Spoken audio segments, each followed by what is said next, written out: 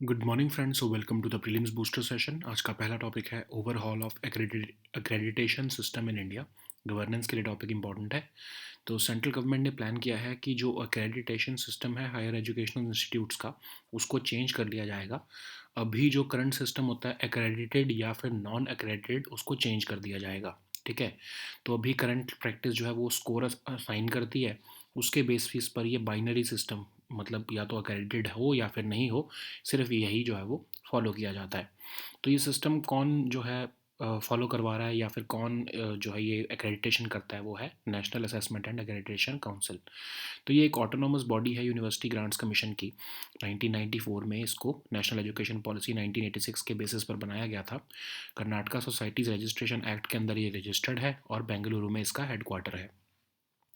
Periodically ये assessment और accreditation करती है इंस्टीट्यूट्स ऑफ हायर एजुकेशन की।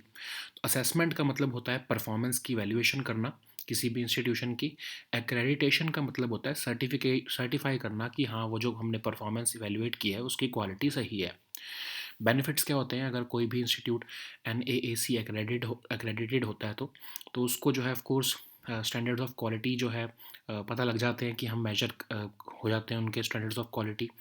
और फंडिंग भी मिल जाती है उन्हें। ठीक है, क्योंकि कई ऐसे जो फंडिंग करते हैं वो ये देखते हैं कि कोई भी इंस्टीट्यूट जो है वो एक्रेडिटेड है भी या नहीं है। फिर जो स्टूडेंट्स हैं वो भी एक्रेडिटेशन देखते हैं, क्योंकि खासकर वो स्टूडेंट जिन्होंने बाहर जाना होता है पढ़ने, क्योंकि वहाँ बाहर की यूनिवर्सिटीज़ तो देखती होती हैं कि जहाँ से ये जो स्टूडेंट पढ़ा है वो एक्रेडिटेड यूनिवर्सिटी है भी या इंस्टीट्यूट है भी या नहीं है। ठीक है।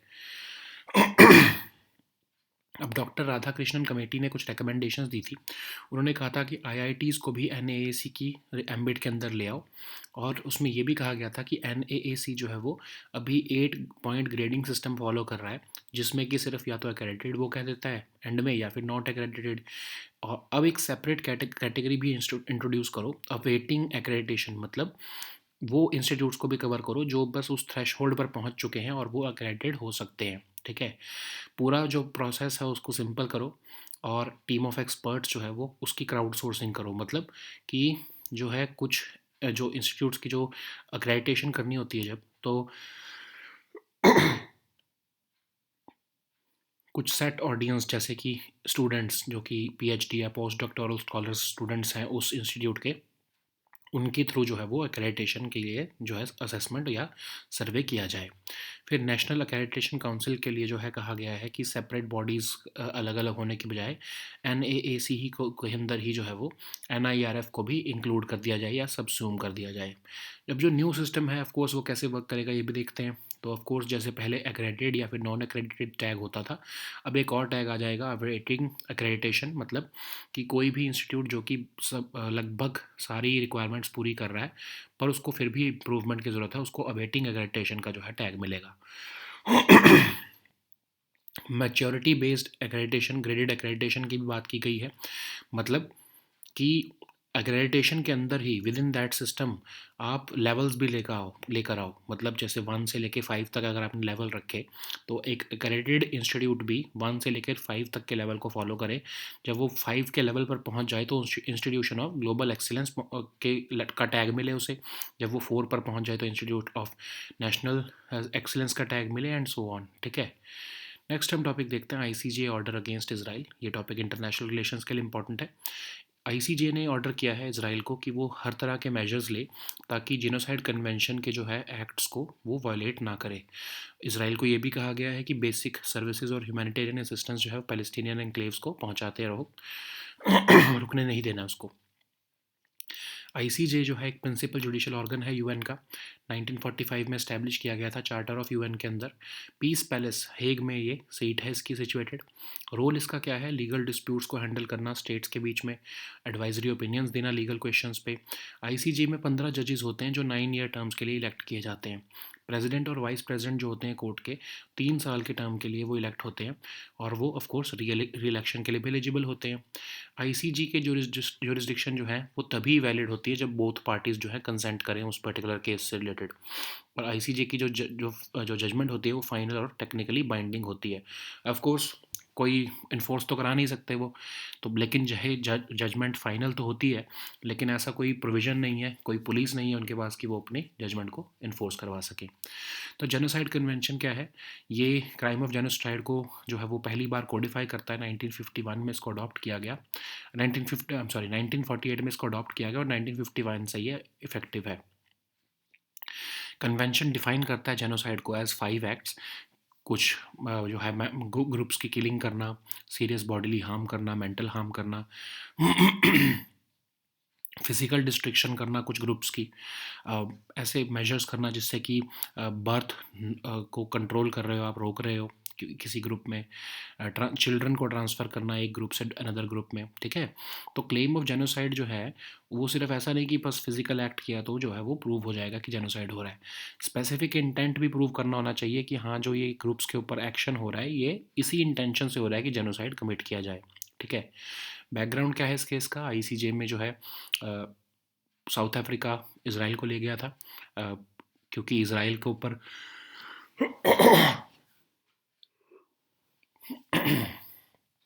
एक्यूजेशन ये लगाए गए कि इसराइल जो है ब्लैंकेट बॉम्बिंग कर रहा है गाज़ा की, और फूड वाटर और मेडिसिन सप्लाईज़ नहीं जाने दे रहा है गाज़ा में। अब चैलेंजेस क्या है? कोर्ट की रूलिंग जो है ऑफ कोर्स उसको ओबे नहीं किया जाएगा, ऐसा इसराइल का कहना है। रूलिंग्स चाहे लीगली बाइंडिंग होती हैं लेकिन वो इन्फोर्स नहीं की जा सकती, जैसे कि अभी रशिया को भी जो आईसीजे ने कहा था कि इन्वेजन ऑफ यूक्रेन को रोको, लेकिन क्या रोकी गई? नहीं।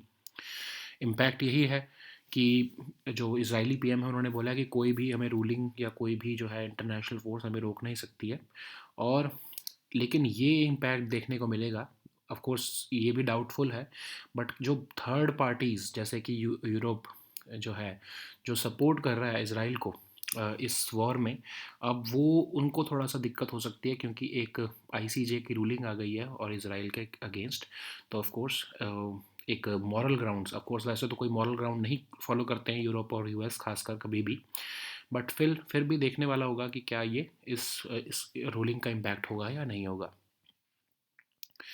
नेक्स्ट हम टॉपिक देखते हैं पीएम यशस्वी। ये टॉपिक आपके गवर्नेंस के लिए और सोशल इश्यूज दोनों के लिए इंपॉर्टेंट है। तो 32.44 करोड़ रुपीज़ रिलीज़ किए गए हैं प्री मैट्रिक स्कॉलरशिप्स और 387.27 करोड़ रुपीज़ जो है वो रिलीज़ किए गए हैं पोस्ट मैट्रिक स्कॉलरशिप्स के लिए स्टेट्स और यूटीज़ को पीएम यशस्वी स्कीम के लिए। PM young achiever scholarship award scheme जो है वो ओबीसी, ईबीसी, डीएनटी स्टूडेंट्स के लिए है, प्री मैट्रिक और पोस्ट मैट्रिक स्कॉलरशिप्स के लिए। एक्सेप्शनल स्टूडेंट्स को मिलती है of course top tier schools और कॉलेजेस में पढ़ने के लिए। हॉस्टल फैसिलिटीज़ भी दी जाती हैं ओबीसी स्टूडेंट्स को। तो इसके लिए एलिजिबिलिटी क्या है? ईबीसी, ओबीसी, डीएनटी कैटेगरी के जो है स्टूडेंट्स उनको मिलती है जिनके खासकर पेरेंट्स और गार्डियंस की एनुअल इनकम 2.5 लाख से कम है और वो टॉप क्लास स्कूल में पढ़ रहे हैं 9th और 11th से क्लासेस के बीच में, ठीक है। ये स्कॉलरशिप जो है सिर्फ इंडियन स्टूडेंट्स के लिए अवेलेबल होती है, okay. Department of social justice and empowerment इसको इम्प्लीमेंट कर रहा है। नेक्स्ट हम टॉपिक देखते हैं मार्केट एक्सेस इनिशिएटिव स्कीम। अब ये टॉपिक आपके गवर्नेंस के लिए और इकोनॉमी दोनों के लिए इंपॉर्टेंट है। इंटरिम बजट से पहले एक्सपोर्टर्स ने अर्ज किया है गवर्नमेंट को कि $3.88 बिलियन के जो है funds market access initiative scheme के अंदर जो है वो एलोकेट किए जाएं। तो ये market access initiative scheme export promotion scheme है जो कि इंडिया के एक्सपोर्ट्स को सस्टेन्ड बेसिस पर प्रमोट करना चाहती है। प्रोडक्ट फोकस कंट्री का ये अप्रोच फॉलो करती है, मतलब समझ लो किसी भी पर्टिकुलर कंट्री में कोई एक प्रोडक्ट है जो बहुत डिमांड में रहता है तो उसको आइडेंटिफाई करना और फिर वहाँ पर उसके लिए जो है वो मैन्युफैक्चरिंग सेटअप करके वहाँ पे ऑफ कोर्स एक्सपोर्ट करना, इंडिया से मैन्युफैक्चरिंग सेटअप करके वहाँ पर एक्सपोर्ट करना, ये सब जो है इनिशिएटिव्स इसी इनिशिएटिव के अंदर देखा जाता है, ठीक है। तो इसमें export promotion organisation, trade promotion organisation ये सब शामिल होती हैं ताकि एक्सपोर्ट्स को न्यू मार्केट्स में एक्सेस मिल सके और एग्जिस्टिंग मार्केट्स में उसका शेयर इंक्रीज़ किया जा सके। तो इसके लिए फाइनेंशियल असिस्टेंस जो होती है वो मार्केटिंग प्रोजेक्ट्स के लिए, कैपेसिटी बिल्डिंग के लिए, स्टडीज़ करने के लिए, प्रोजेक्ट डेवलपमेंट के लिए सब दी जाती हैं। और डिपार्टमेंट ऑफ सेंट्रल गवर्नमेंट और ऑर्गेनाइजेशन जो है सेंट्रल या स्टेट गवर्नमेंट्स की, उनको ये पैसा भी दिया जाता है, ठीक है। जैसे इंडियन मिशन अब्रॉड वो आइडेंटिफाई करेंगे कि कौन सा प्रोडक्ट जो है उस पर्टिकुलर कंट्री में ज़्यादा डिमांड में है। Export promotion councils, commodity boards, apex trade bodies ये सब जो है इसके लिए एलिजिबल होती हैं। फंडिंग जो है वो कॉस्ट शेयरिंग बेसिस पर होती है।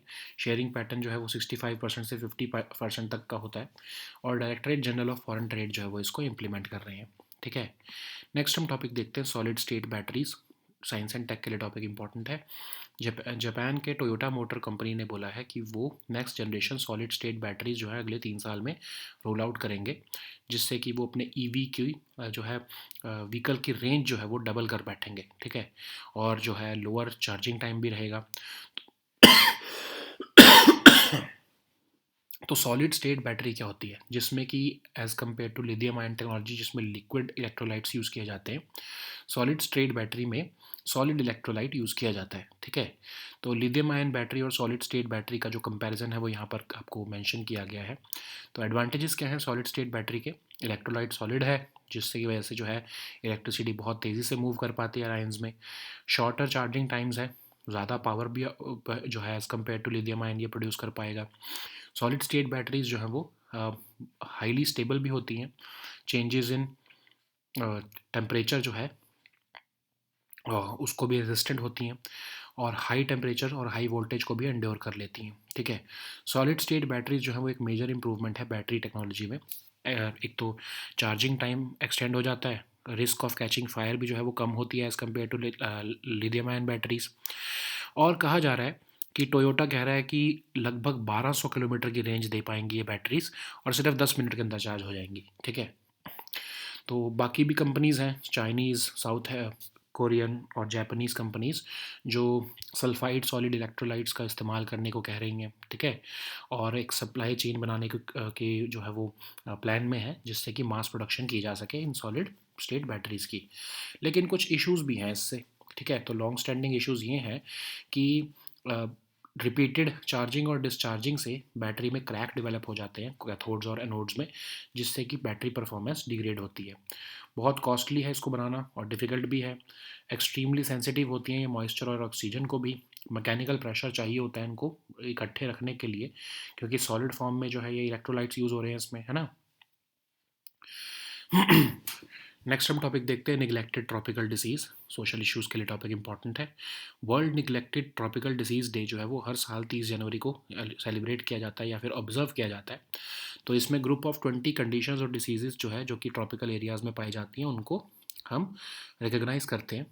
और ये कई तरह के पैथोजन से होती हैं डिसीज़, खासकर जैसे गिनी वॉर्म, चिकनगुनिया, डेंगी, काला आज़र। इंडिया में लगभग 12 ऐसी नेगलेक्टेड ट्रॉपिकल डिसीज़ प्रेजेंट है। तो एक ग्लोबल इनिशिएटिव भी शुरू किया गया है WHO का 2021 से 2030 के बीच में, जिसमें मेजरिंग करनी है कि क्या इम्पैक्ट होता है इनका, कोलैबोरेटिव वर्क करना है क्रॉस सेक्टर्स, और प्रोग्राम्स जो कि कंट्री ओन्ड हो या कंट्री फाइनेंस्ड हो उनको भी जो है ड्राइव करना है। ठीक है, नेक्स्ट हम टॉपिक देखते हैं तसार सिल्क। ये टॉपिक आपके इकोनॉमी के लिए इंपॉर्टेंट है। झारखंड का जो टैब्ल्यू था इस बार रिपब्लिक डे पे, वो इस बार ट्राइबल वेमेन जो है वो तसार सिल्क जो है वो प्रोड्यूस कर रही थी, वो उससे रिलेटेड टैब्ल्यू था। तो तसार सिल्क एक वाइल्ड सिल्क है जो कि सिल्क वॉर्म्स जो कि आसान और अर्जुन प्लांट्स के ऊपर फीड करते हैं उनसे बनाया जाता है। इसको तसार, तसर, तुषार, तुसा, तसोर, तसर किसी भी तरह से जो है वो नाम लिया जाता है इसका। तो ये चाइना, श्रीलंका और बांग्लादेश ये उसके ग्लोबली प्रोड्यूसर्स हैं। इंडिया सेकंड लार्जेस्ट प्रोड्यूसर है इसका। और तसार जो है वो एक्सक्लूसिवली मध्य प्रदेश, झारखंड, छत्तीसगढ़ के एरियाज़ में प्रोड्यूस किया जाता है। नेचुरल गोल्डन कलर होता है इसका, और इसके जो थ्रेड्स हैं वो थिक होते हैं as compare to other silks. बहुत लाइट वेट होता है फिर भी बहुत स्ट्रॉन्ग होता है, और ये मॉइस्चर को भी रिटेन नहीं करता है। ठीक है, नेक्स्ट हम टॉपिक देखते हैं अरमाडो। ये टॉपिक सिक्योरिटी के लिए इंपॉर्टेंट है। तो न्यू महिंद्रा अरमाडो जो है रिपब्लिक डे परेड में उसने अपनी अपीयरेंस दिखाई है। इंडिया का first armoured light specialist vehicle है जो कि महिंद्रा डिफेंस सिस्टम्स ने बनाया है। सीटिंग कैपेसिटी इसकी 6 पैसेंजर्स की है।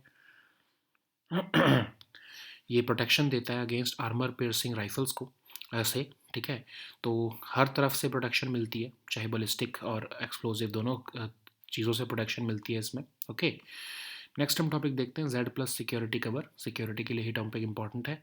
यूनियन होम मिनिस्ट्री ने जेड प्लस सिक्योरिटी कवर जो है गवर्नर ऑफ केरला को एक्सटेंड किया है, क्योंकि SFI एक्टिविस्ट ने रिसेंटली अभी उन पर अटैक कर दिया था। तो CRPF की ही ये होती है कवर, सिक्योरिटी कवर। CRPF जो है सेंट्रल पैरामिलिट्री फोर्स है, 1939 में क्राउन रिप्रेजेंटेटिव पुलिस की तरह ये मर्ज हुई।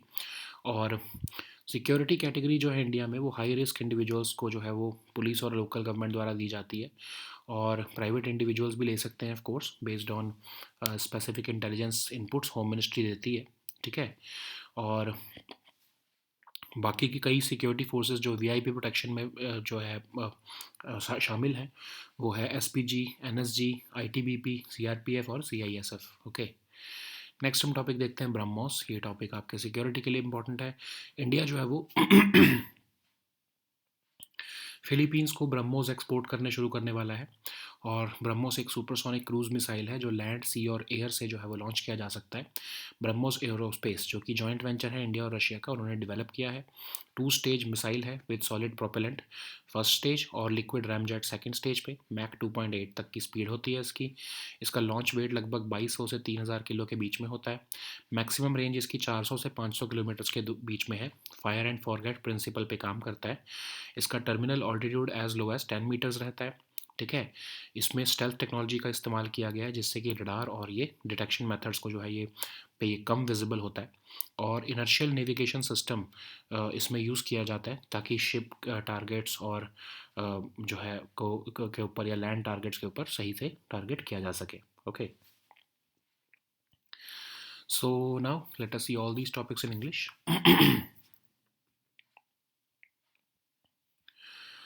So the first topic is overhaul of accreditation system in India. This topic is important for your governance section. So central government is planning to overhaul the accreditation system for higher educational institutes by the end of this year. The aim is to replace the current practice of assigning a score and corresponding grade with a binary system. And who is accrediting the higher educational institutions in India as of now? The National Assessment and Accreditation Council, NAAC, which is an autonomous body under the University Grants Commission, established by University Grants Commission, and it was established in 1994 on the basis of recommendations made by the National Education Policy of 1986. So it is registered under the Karnataka Societies Registration Act of 1960, and its headquarters is located in Bengaluru. Okay, so the objectives of NAAC include periodic assessment and accreditation of institutions of higher education or units. Assessment basically means performance evaluation of an institution, but accreditation is the certification that happens only after the assessment. Okay, so what are the benefits of being accredited? So higher education gets to know whether it meets certain standards of quality. Being accredited also helps them, these institutions, to attract capital funding because these funding agencies look for objective data for performance before funding.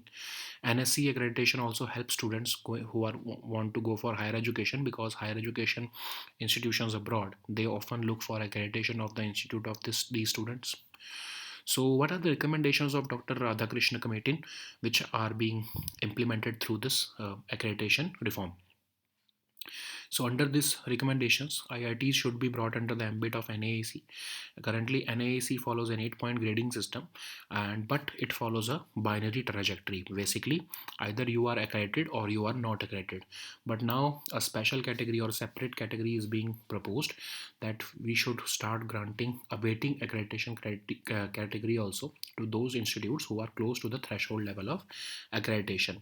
So this entire accreditation process has to be made less dependent on inspections by a team of experts, and rather adopt a crowdsourcing mechanism, which would mean that these inputs received by the institutes should be vetted carefully by a set of audience, which would include the students of those own institutes who are PhD or postdoctoral scholars, and the entire this accreditation procedure must be done by a simple one body, NAAC, and multiple or separate bodies are not required. Okay, that's why NIRF should be subsumed into NAAC. Okay, so how will this new accreditation system work? Like I've said, awaiting accreditation would be introduced as a new category, okay, and Maturity based graded accreditation would also be done in addition to this binary system. So within the accredited category also, there would be four levels. Okay, for example, at the level 4, once any institute reaches level 4, it would be categorized as an institution of national excellence.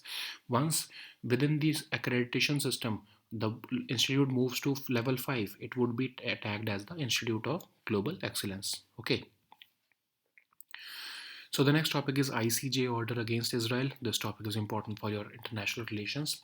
So ICJ has ordered that Israel must take all measures within its power to prevent acts within the scope of genocide convention. It has also directed Israel to allow for basic services and humanitarian assistance to flow into Palestinian enclave of Gaza. So ICJ is a principal judicial organ of UN, and it was established in 1945 by Charter of UN, and it is located in Peace Palace of The Hague, the Netherlands. ICJ settles legal disputes submitted to it by states, and it also gives advisory opinions on legal questions. ICJ has 15 judges who are elected to 9-year terms, and the president and vice president of the court are elected for 3-year terms by secret ballot. Judges are, of course, eligible for re election also. ICJ gets jurisdiction only if both parties consent to it, and judgment of the ICJ is final and technically binding on the parties to that case. Okay, so what is Genocide Convention? It is the convention which codified the crime of genocide for the first time in 1948, and it has been in effect since 1951. So it defines crimes of genocide as 5 acts. First, of course, is the killing of members of a group, causing seriously body harm or mental harm to them, inflicting on the group conditions of life calculated by bringing about their physical destruction, imposing measures intended to prevent births within a group, forcibly transferring children of the group to another group, committed with the intent to destroy a religious group, any group. Okay, so how a claim of genocide is proven? Of course, not just physical destruction or physical acts. There should be also proof that there was a specific intent to actually commit a genocide. Okay, without which genocide would not be applicable. So if we look at the background of this case, then ICJ in the South African government or South Africa accused Israel of committing genocide in Gaza and using blanket bombing, cutting off food, water, and medicine supplies to Gaza. So, of course, that's why this order has come after the case. So, whether court's ruling would be obeyed or not, that is a separate thing. Even though the rulings are legally binding, ICJ has no mechanism to enforce them. For example, ICJ had ordered Russia to stop its invasion of Ukraine, but of course we all know what has happened. So what is the impact of ruling on Israel? Of course, there would Israel has said that they are not going to follow any of these ruling, but of course, it is possible that some other states who were otherwise supporting Israel may have a dilemma because ICJ because of this ICJ ruling. So the next topic is PM Yashasvi scheme. This topic is important for your governance and social issues topic. So a total of 32 crore rupees for pre-matric scholarships and 387 crore rupees for post-matric scholarships have been given to states and UTs under the PM Yashasvi scheme in 2023.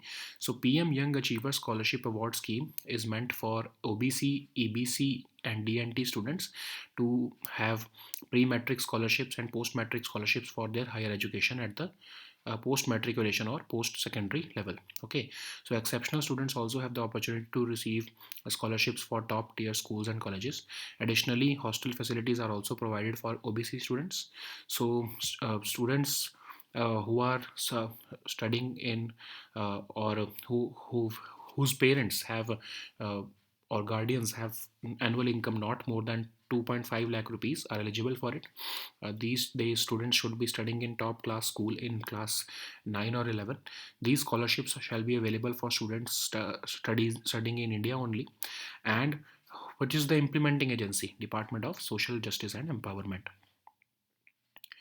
So the next topic is Market Access Initiative Scheme. This topic is important for your economy section. So ahead of the interim budget, exporters have urged the government to allocate funds worth $3.88 billion for the Market Access Initiative Scheme. So this market access initiative scheme is an export promotion scheme, which is envisaged to act as a catalyst to promote India's exports on a sustained basis. So this scheme is formulated on a focus product, focus country approach, which means that you are identifying by studying the target market, you are identifying which product is going to sell in this particular, or which product is uh, more in demand in this particular market or country, and based upon that you orient your strategies or for export.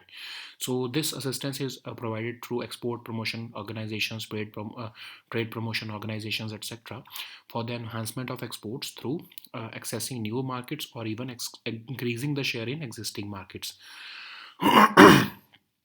So the financial assistance is given for following activities like marketing projects abroad, capacity building, support for statutory compliances, studies, project development, etc. And which are the eligible agencies? Department of Central Government and Organization of Central and State Governments, which include Indian missions abroad, export promotion councils, registered trade promotion organization, commodity boards, apex trade bodies, etc. They are all eligible for it. So the funding for each project will be on cost sharing basis, with sharing pattern ranging between 65% to 50% at the minimum. And this scheme is being implemented by Directorate General of Foreign Trade.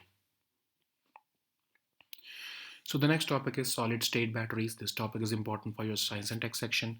So Japan's Toyota Motor Corp has become a new entrant in the race to roll out next generation solid state batteries over the next 3 years, which promises to double vehicle range and drastically reduce the charging time. So what is a solid state battery? It is uses a solid electrolyte instead of liquid electrolytes, which are behind the lithium ion technology. So the comparison between lithium ion and solid state batteries are done here. So what are the advantages of solid state batteries? So uh, under the solid state batteries, the electrolyte is solid, which allows the ions to convey electricity and move faster. This enables shorter charging times and produce higher power output. Solid state batteries are also categorized as being highly stable because they are resistant to changes in temperature, and they can endure high temperatures with high voltages. Solid state batteries are seen as a major improvement in battery technology because of their extended charging time, and they as compared to lithium ion, which have also a risk of catching fire. And with this new solid state batteries, Toyota is claiming that they would be able to extend the range to 1200 kilometers of their electric vehicles, and the charging time would be less than 10 minutes. Okay, so other companies also, like Chinese, South Korean, and Japanese companies, are eyeing this solid state battery technology, in which sulfide solid electrolytes would be used, and the challenge is to mass produce these new materials and establish a supply chain for these solid electrolytes. But there are certain issues with that also. For example, repeated charging and discharging of these batteries causes cracks between cathodes and anodes, and this degrades battery performance. They are also costly and difficult. Extreme sensitivity of the battery is there for moisture and oxygen, and the mechanical pressure is needed to hold them together. Okay. So the next topic is neglected tropical disease. This topic is important for your social issues. So World Neglected Tropical Disease Day is observed every year on 30th January. So NTDs are the diverse group of 20 conditions or diseases which are mainly prevalent in tropical areas. They are caused by a variety of pathogens, and including viruses, bacteria, parasites, fungi, and toxins. They also include guinea worm, chikungunya, dengue, kala azar, and India is home to about 12 entities. So globally, there is also a program by WHO which calls for measuring the impact of these entities, collaboratively working on across all sectors uh, deal with these diseases, and relying on country owned and country financed agendas for dealing with these diseases. Okay. So the next topic is Tasar silk. This topic is important for your economy section. So Jharkhand's tableau and the recently held Republic Day parade showcased the skill of tribal women in the production of Tasar silk. So Tasar silk is a type of wild silk which is made from silkworms who feed on plants like asan and arjun. So people from different parts of India call it Tusar, Tasar, Tushar, Tusa, Tasor, and Tasar. So globally, it is produced in China, Sri Lanka, and Bangladesh, and India is the second largest producer of Tasar silk, and it is the exclusive producer of Indian Tasar. Okay, and it is primarily produced in Madhya Pradesh, Jharkhand, and Chhattisgarh. Currently, Jharkhand is one of the largest producers. So it is very famous and valued for its natural golden color. So Tasar silk fabrics have a characteristic weave, which is different from other types of silk. The threads of Tasar silk are often thicker than those of other silks. It is lightweight yet surprisingly strong. It also does not retain moisture, which makes it delight to wear in warmer climates of the world. So the next topic is Armado. This topic is important for your security section. So new Mahindra Armado was recently shown at the Republic Day parade. So it is India's first armored light specialist vehicle. It is designed and built by Mahindra Defense Systems for Indian Armed Forces. It has a seating capacity of 6 passengers. It offers protection against armor-piercing rifles, and it also grants protection from all sides from ballistics and explosives. Okay. So the next topic is Z plus security cover. This topic is again important for your security section. So Union Home Ministry has extended the Z plus security cover of CRPF to Governor of Kerala after a roadside incident happened with him with the SFI activists who were trying to hit his vehicle. So CRPF category, CRPF would be basically giving this set plus security to Kerala governor. CRPF is one of the oldest central paramilitary forces, which started its journey as Crown Representative Police in 1939. And what is the status of security category in India? So in India, security is provided to high risk individuals by police and local government, and ministers get central security covered due to their position in the government, but a call on such security to private individuals is also taken by Home Ministry based on inputs from intelligence agencies. Okay. So typically other agencies are also involved in VIP protection like SPG, NSG, ITBP, CRPF, and CISF. So the next topic is BrahMos. This topic is important for your security section. So India is all set to begin the export of ground systems for the BrahMos supersonic cruise missiles to Philippines. So BrahMos is a supersonic cruise missile which can be launched from land, sea, and air. It has been developed by BrahMos Aerospace, which is a joint venture between India and Russia. It is named after rivers Brahmaputra and Moskva, and that is in Russia, of course. So, what are the features of BrahMos? So, it is a two-stage missile with solid propellant, booster engine as the first stage, which brings it to supersonic speed, and of course, then it gets separated. Then comes the liquid ramjet on the second stage, which takes the missile closer to Mach 3 speed in the cruise phase. So, it is one of the fastest cruise missiles currently operationally deployed with a speed of Mach 2.8. It has a launch weight of 2200 to 3000 kilograms, and the extended range variant of the missile can strike land and sea targets at a maximum range of 400 to 500 kilometers. Okay. It operates on the fire and forget principle, and its cruising altitude could be up to 15 km, and the terminal altitude is as low as 10 meters. It carries a conventional warhead of about 200 to 300 kgs. It is equipped with stealth technology so as to make it less visible on radar and other detection methods. It also has an inertial navigation system for use against ship targets, and an INS or global positioning system for use against land targets. Okay. So these were our topics for today. We'll meet next time with new topics. Until then, goodbye and take care.